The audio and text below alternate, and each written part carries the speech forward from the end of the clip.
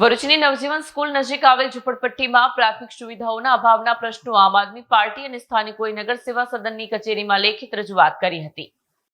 ભરૂચ આમ આદમી પાર્ટી દ્વારા નગર સેવા સદનની કચેરી ખાતે વિરોધ પ્રદર્શન કરવામાં આવ્યું હતું। ભરૂચ શહેરની નવજીવન સ્કૂલ નજીક આવેલ ઝૂંપડપટ્ટીમાં પ્રાથમિક સુવિધાઓના અભાવને પગલે નગર સેવા સદનમાં અધિકારીઓ તેમજ પદાધિકારીઓની રજૂઆત કરવામાં આવી હતી। સ્થાનિકોને સાથે રાખીને કરાયેલ લેખિત રજૂઆતમાં જણાવવામાં આવ્યું હતું કે નવજીવન ઝૂંપડપટ્ટી વિસ્તારમાં વર્ષોથી પીવાના પાણી, ગટર અને વીજળી સહિત પ્રાથમિક સુવિધાઓનો અભાવ છે। આ અંગે વારંવાર રજૂઆત કરવા છતાં સ્થાનિકોની સમસ્યાનું નિરાકરણ આવ્યું નથી, ત્યારે સ્થાનિકોને પ્રાથમિક સુવિધાઓ મળી રહે તે માટેની માંગ કરવામાં આવી છે। આ કાર્યક્રમમાં આમ આદમી પાર્ટીના પ્રમુખ પિયુષ પટેલ સહિતના આગેવાન કાર્યકરો અને સ્થાનિકો જોડાયા હતા। આજે ભરૂચ નગરપાલિકા ઉપર આજે અમે સૌ આવ્યા છે સ્થાનિક લોકોને સાથે લઈને। ભરૂચ નગરપાલિકા વિસ્તારની અંદર આવતી નવજીવન સ્કૂલની પાછળ જે ઝૂંપડપટ્ટી છે, આ ઝૂંપડપટ્ટીની અંદર કમસે કમ 300-350 ઝૂંપડા આવેલા છે। ઘણા લોકોને એમાંથી ગટરની વ્યવસ્થા નથી, ઘણા લોકોને સ્ટ્રીટ લાઇટની વ્યવસ્થા નથી, પીવાના પાણીની વ્યવસ્થા નથી, ને પીવાનું પાણી ઘણી વખત આવે છે તો એકદમ ડોરું પાણી આવે છે।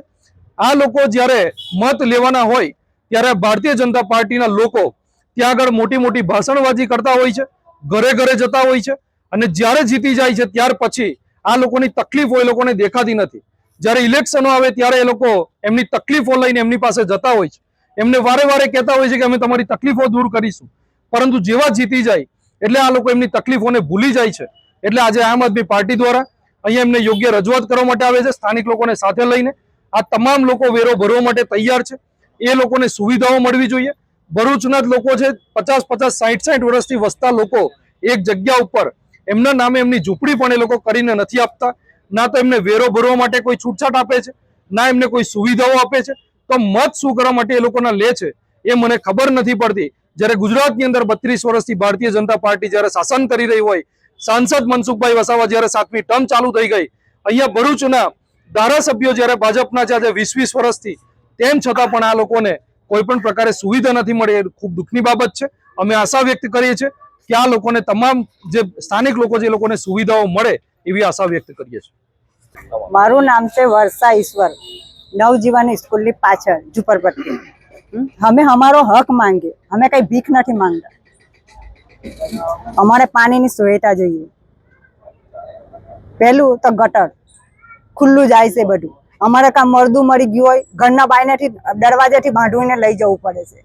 અમારે મરદું લઈ જવા માટે બી જગ્યા નથી, અને અમે આટલા વખતથી મત આપીએ છીએ, ભાજપને આપીએ છીએ, પણ હજુ લગીને કશું કર્યું નથી। શું માંગ છે તમારી?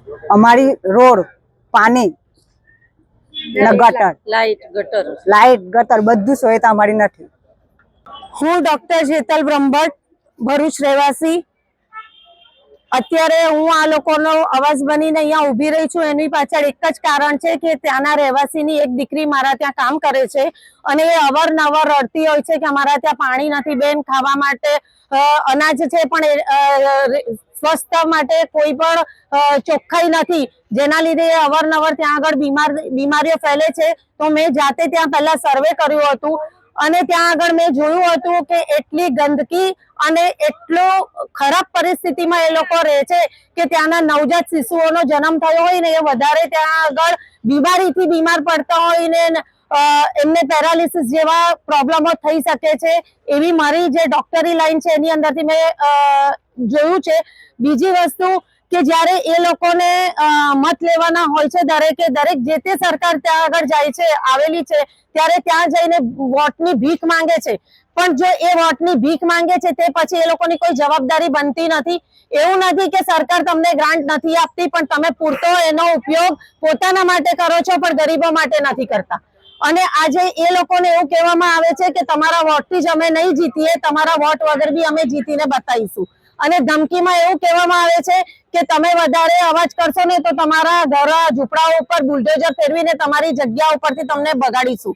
જ્યારે એ લોકોનું કહેવાનું એવું છે કે અમે ગરીબ માણસો, ભણેલા નથી, અભણ છે, અમને કાયદા કાનૂન ખબર નથી હોતા, દરેક વ્યક્તિ આવીને ધમકાવીને જતા રહે છે। તો આ જ સરકાર છે જે સરકાર દાવો કરે છે કે અમે ગરીબોનો વિકાસ કરીએ છીએ। તો જો આ વિકાસ હોય તો સરકારે આ વિકાસ કરતી હોય તો અમારે આ વિકાસ જોઈતો નથી। એટલા માટે હું આ લોકોનો એક અવાજ બની અને એક ન્યાયની માંગણી કરવા માટે અહીંયા આગળ ઉપસ્થિત થઈ છું। અસ્તુ। વિડીયો જર્નાલિસ્ટ વિરેન્દ્ર પાટીલ સાથે સત્યા ટીવી ન્યૂઝ ભરૂચ.